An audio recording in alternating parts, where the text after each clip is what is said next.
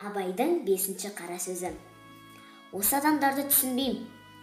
Әйтеуір ойлаған жерінен, уайым қайғымен отырған жерінен Құдайға былай дейді: "Е Құдай, жас баладай уайым қайғысыз қыла көр" деп сұрайды.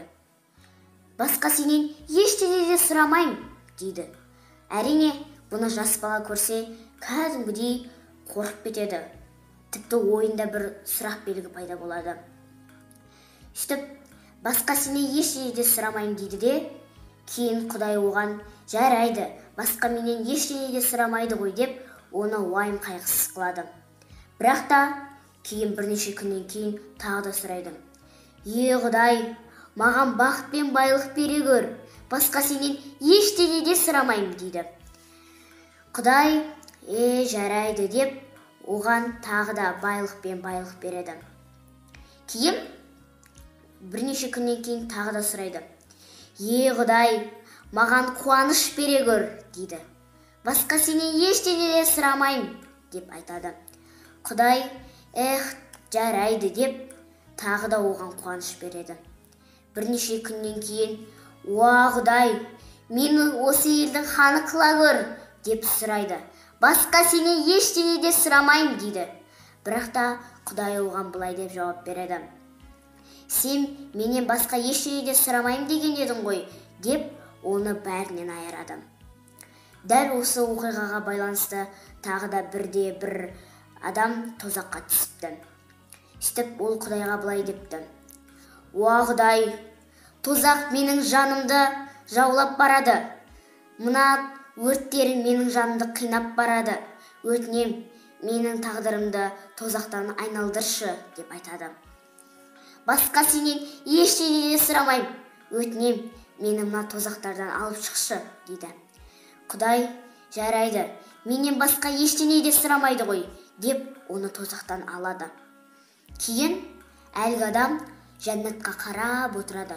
Жәннатқа қараса, жәннат өте керемет екен. Сөйтіп, әлгі Құдайдан сұрайды: "Уа Құдай, мен сенен ештеңе де сұрамайым. Тек мені әлгі жәннатқа алып шықшы" дейді. Құдай: "Жарайды, менен басқа ештеңе де сұрамайды ғой" деп айтады. Кейін оны жәннатқа кіргіздіреді. Жәннатқа кіргізгеннен кейін әлгі жәннат өте керемет екен. Бірақ та әлгі адам жәннатта өзін ыңғайсыз сезінеді екен. Және де оның ешқандай байлығы да болмапты. Кейін әлгі адам тағы да Құдайдан сұрапты: "Уа Құдай, маған бәрін бере көр. Мына адамдардың бәрі маған бас иісін" дейді. Бірақ та Құдай оған айтады: "Сен менен ештеңе де сұрамайым деген едің ғой. Неліктен сен менен сұрап отырсың? Сен мені алдап жатырсың ғой" дейді. Сонда әлгі жігіт айтады: "Мен сенен ештеңе де сұрамайым.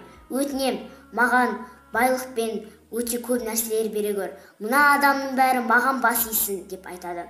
Сөйтсе, Құдай оны қайтадан тозаққа лақтырып жіберді.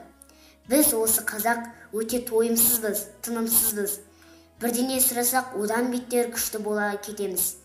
Егер де мысалы кедейлер адамдардан ақша сұрайды, кейін жақсы адам болады, ақшасы да бар болады, тек бай болмайды. Кейін Құдайдан тағы да сұрайды: "Уа Құдай, маған өте көп байлық бере көр" дейді. "Мен бай адам болайын" дейді. Бірақ та міне біз қазақ осындай тойымсызбыз. Бірдеңе болса, тағы да бірдеңе алғымыз келеді. Әйтеуір еңбек деген нәрсе жоқ. Бар болғаны Құдайға сеніп отыра береміз. Үйімізде жата береміз. Сондықтан да біз қазақтар ешқандай да еңбек қылмаймыз. Тек бір Құдайға сеніп отыра береміз. Бұл біздің ең жаман қасиетіміз. Өмірдегі ең жақсы адам Құдайға да сенеді, және де еңбекті де істеп жүре береді. Өмірдегі ең жақсы адам осы істерді істейді. Сондықтан да біз өте жақсы халық болуымыз керекпіз. Сонда бұл біздің халқымыздың жалқаулығы ма?